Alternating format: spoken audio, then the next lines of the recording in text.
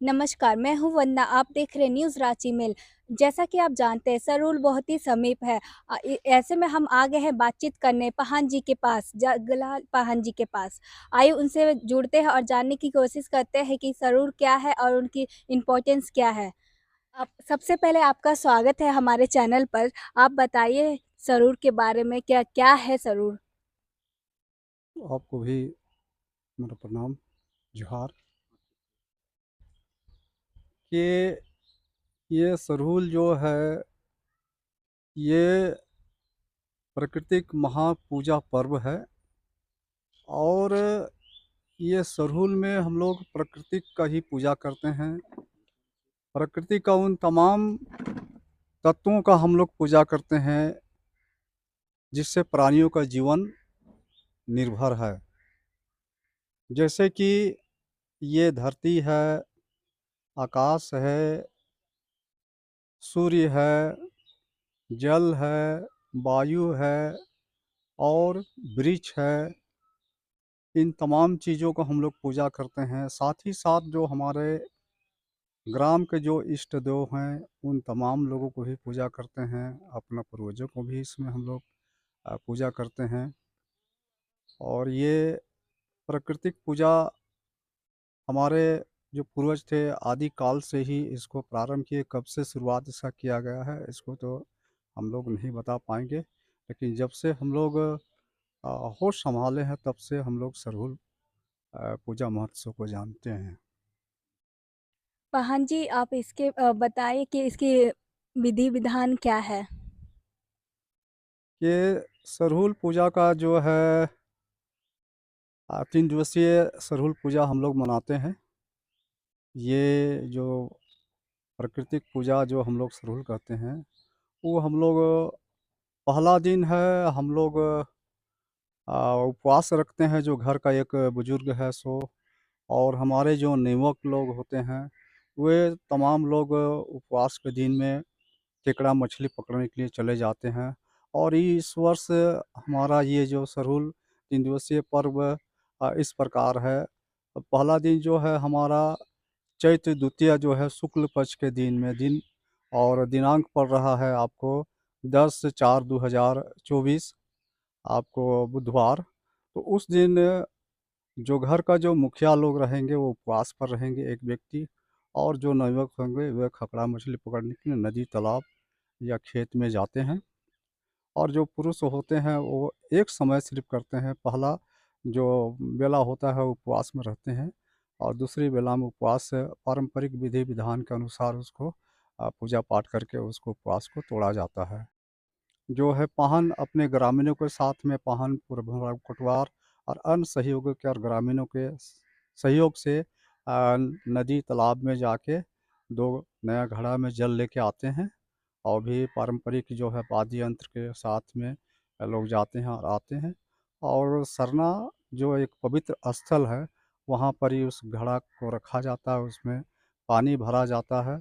और पारंपरिक जो विधि विधान है बलि प्रथा के साथ में जो रूढ़िवादी है, और उस प्रथा के साथ में 5 मुर्गा मुर्गियों को बलि देते हुए अन्न जो भी होता है हमारा आपको अर्पण हो गया, टीका सिंदूर चावल अरवा धागा दीप धूवन धूप जला के वहाँ पर ही ये पूजा किया जाता है।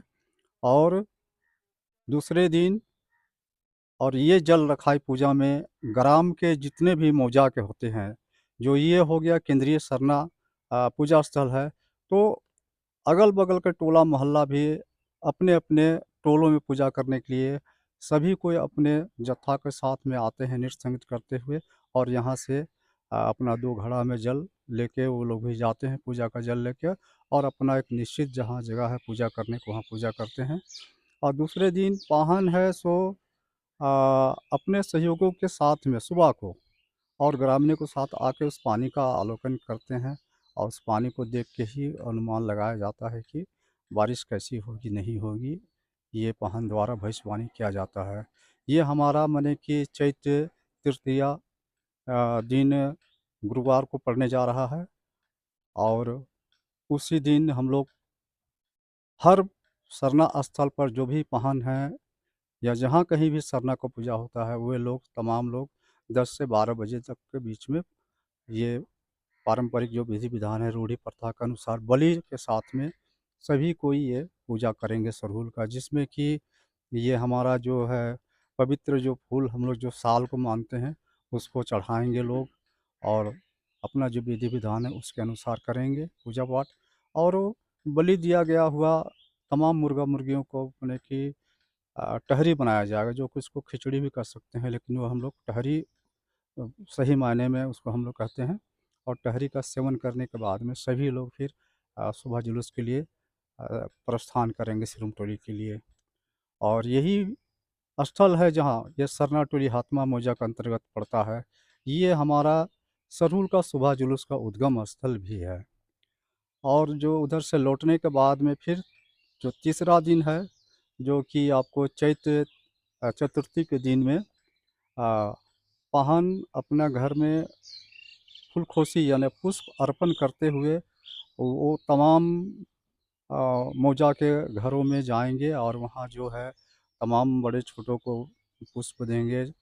और हमारा जो अनाज का भंडार होता है, हमारा जो धन संग्रह करने का जो चीज़ होता है, उन तमाम जगहों में इसको खोसा जाता है, उसको दि चढ़ाया जाता है।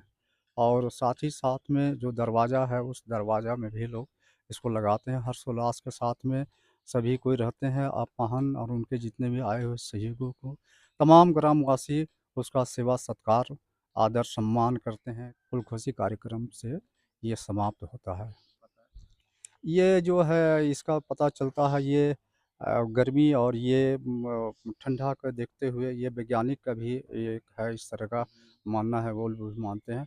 हमारा पूर्वज भी कम जबकि विज्ञान जबकि ये इतना माने कि तरक्की उन्नति में नहीं हुआ था, इसका विकसित नहीं हुआ था ज़्यादा, तब से हमारे पूर्वज लोग जो इस प्रकृति का पूजा कर रहे हैं, उन तमाम चीज़ों का जैसे कि जल का हो गया, पानी का हो गया, वायु का हो गया, सूर्य का हो गया, तो इस तमाम चीज़ें इस धरती का, तो हमारे पूर्वज एक व्यावहारिक ज्ञान से कि बिना हवा के कोई भी प्राणी का जीवन नहीं है।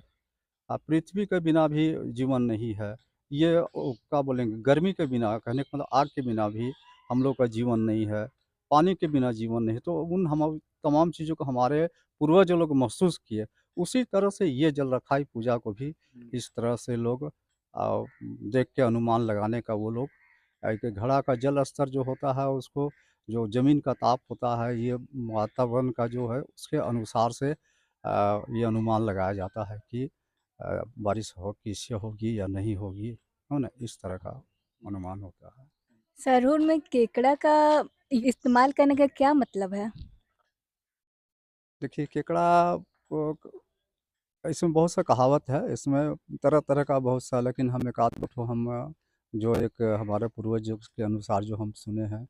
किसी ज़माने में ऐसा हो गया था कि जो हमारे पूर्वज जो कि सुखाड़ पड़ गया था, अनावृष्टि होने के कारण से पूरा ज़मीन ये धरती पूरा जो कि फट गया था, पानी नीचे चला गया था। और उस समय पानी के बिना किसी प्राणी का जीवन संभव नहीं है। तो हमारे पूर्वज उस समय जो केकड़ा का जो हमारा बिल होता है, तो उसमें समा के अपना जीवन और केकड़ा का बिल इतना नीचे तक जहाँ तक पानी का स्रोत होता है, वहाँ तक उसका बिल होता है। तो हमारे पूर्वज भी उस केकड़ा लता में जाके अपना प्राण बचाए थे। और दूसरी कहावत ये भी है कि हम लोग जब केकड़ा को लाते हैं तो जो है अपना जो पूजा का घर होता है तो वहाँ पर ही एक सुरक्षित जगह में जहाँ पर पूजा करते हैं वहाँ कील में हम लोग उसको लटका देते हैं रस्सी में बांध के माने अरवा धागा में बांध के। और उसके बाद में तब हम लोग पूजा करते हैं। प्रत्येक जितना भी जो सरना धर्मलामी जो सरना धर्म को मानते हैं, वो लोग पूजा करते हैं, तो ये केकड़ा को टाँगते हैं और नीचे जितना भी 3 तरह का पकवान वगैरह होता है, ये चढ़ाते हैं अपना सरनाम और पूर्वज के नाम से।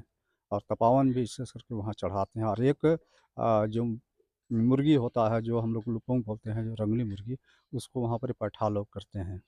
तो इस तरह से केकड़ा वहाँ पूजा हो हम लोग कर देते हैं। जब हम लोग का ये अ खेती-बाड़ी का दिन आता है, सरहुल के बाद ही हम लोग माने कि अपना जो कृषि का कार्य को हम लोग प्रारंभ करते हैं।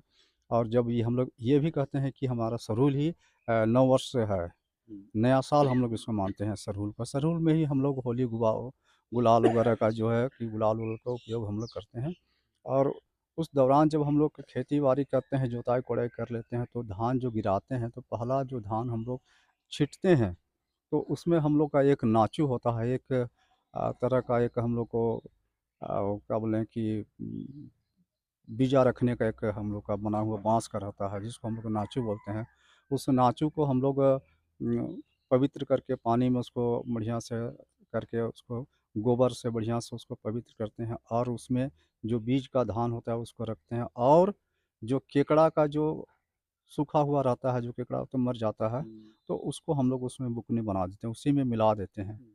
और साथ ही साथ हमारा नाचू में जितना होता है, तो नाचू में हम लोग उसमें अर्पण देते हैं। कहने का मतलब कि चावल का जो आटा होता है, उसको हम लोग पानी में घोल के उसको हम लोग 3 जगह एक जगह देते हैं और फिर उसमें टीका सिंदूर लगा के हम लोग ले जाके और हम लोग खेत में पहला जब बुआई करते हैं, तो इन तमाम चीज़ों को मिला के ही हम लोग चाहे वो हम बीज के लिए हम लोग गिराते हैं, माने का बीड़ा के लिए धान छींटते हैं, उसमें या बुआई कर रहे हैं तो उसमें हम लोग पहला छींटते हैं। इसमें विश्वास है कि जैसे केकड़ा का अनगिनत जो बच्चा होता है, उसी तरह धान का जब बाली लगे तो बाली में अनगिनत दाना लगे। तो इस तरह का हम लोग का ये केकड़ा का ये प्रचलित है अभी। सरूल की शुरुआत कब हुई और कैसे हुई? इस पे थोड़ा आप बताएँ इसके बारे में? रांची में? देखिए, रांची ही ऐसा एक केंद्र स्थल है, ये बोलिए तो झारखंड का हृदय स्थल इसको आप कह सकते हैं।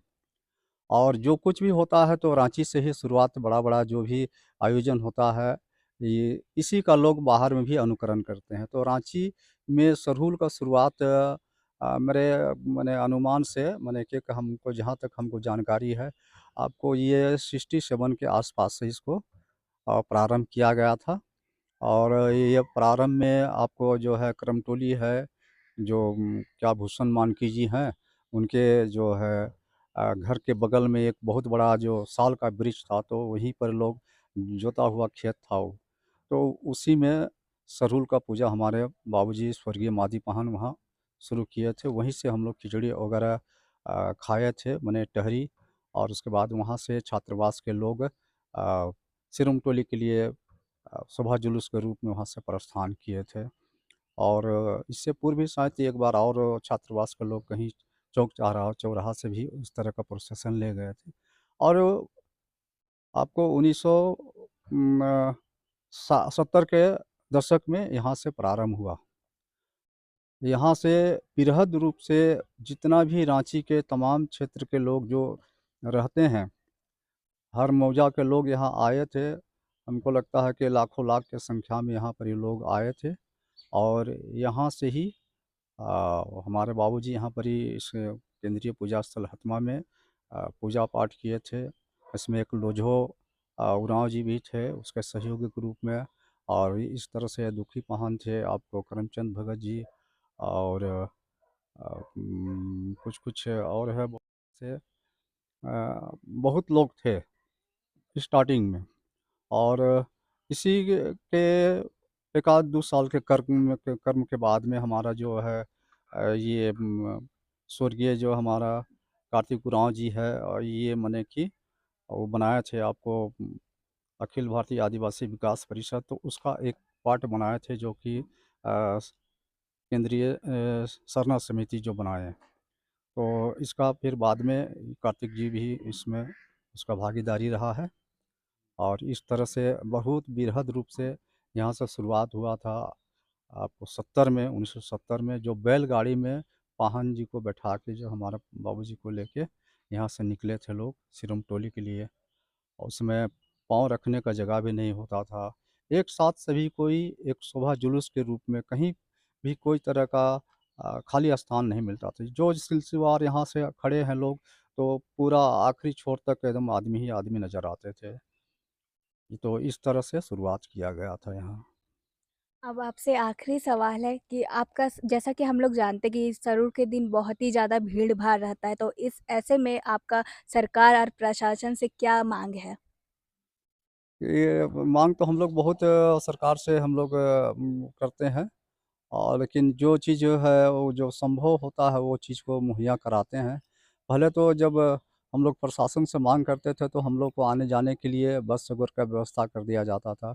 हम लोग जो सरहुल के लिए प्रचार-प्रसार के लिए या सरहुल को नियंत्रित करने के लिए हम लोग को जीप, टेकर वगैरह हम लोग को मुहैया कराया जाता था। साथ-साथ में पेट्रोल वगैरह सब कुछ देते थे।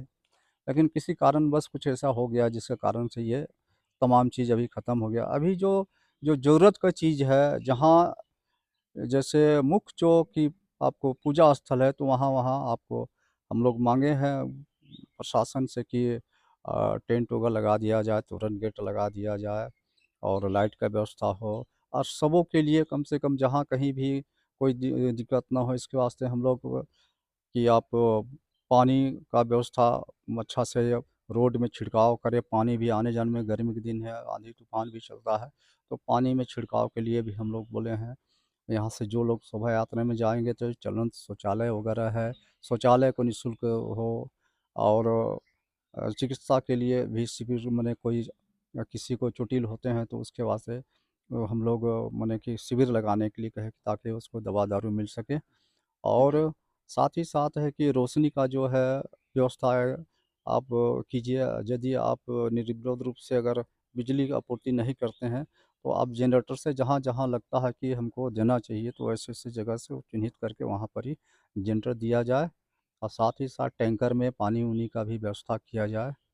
और ये भी होता है कि चना गुड़ का भी वो लोग देते हैं, लेकिन केंद्रीय सरना पूजा समिति को ही देते हैं, यहाँ-वहाँ के लिए बाद-बाकी जगह नहीं देते हैं। तो इस तरह से बहुत सा माँगे हम लोग रखे हैं और भी है, लेकिन जहाँ उसको ज़रूरत महसूस होता है कि हमको देना है, तो ऐसे-ऐसे जगह में मुहैया हाँ, हाँ, पुलिस फ़ोर्स पूरा हम लोग भी उसका भी माँग किए हैं कि अब भीड़ इतना ज़्यादा होता है अभी यहाँ रांची में।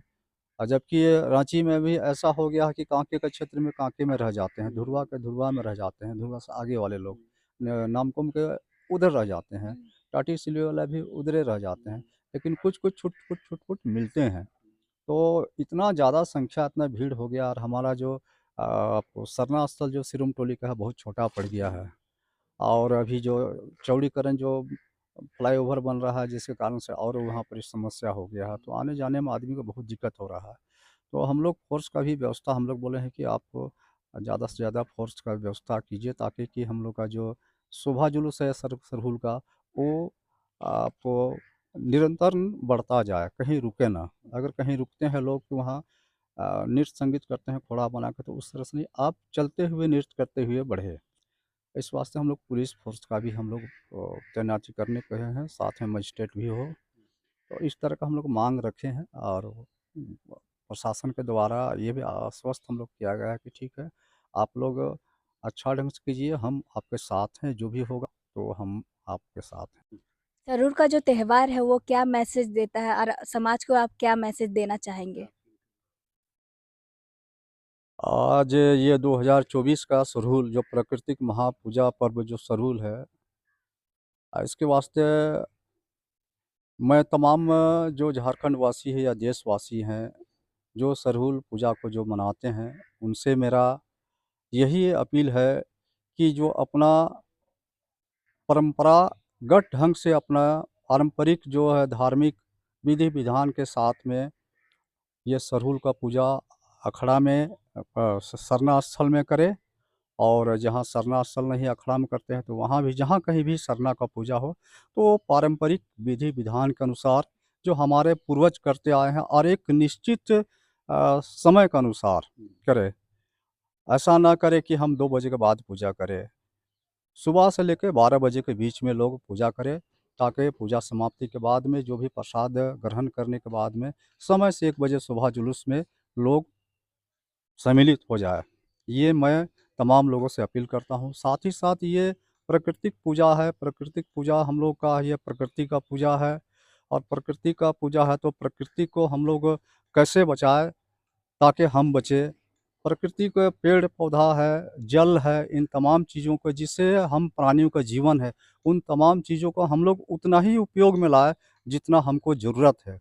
उसको किसी तरह का हम लोग बर्बादी ना करें और कोशिश हो कि हम लोग पेड़ भी लगाएँ और साथ ही साथ है कि हमारा जो भी अपना गाँव, मोहल्ला, टोला है, जो अभी तालाब जो विलुप्त होते जा रहा है, तो हम लोग पानी संचय उसको रखने के लिए, कुआँ का स्रोत बनाए रखने के लिए, जगह इस जगह का स्रोत को बनाए रखने के लिए हम लोग तालाब का भी माने कि निर्माण करें ताकि पानी को हम लोग बचा सकें।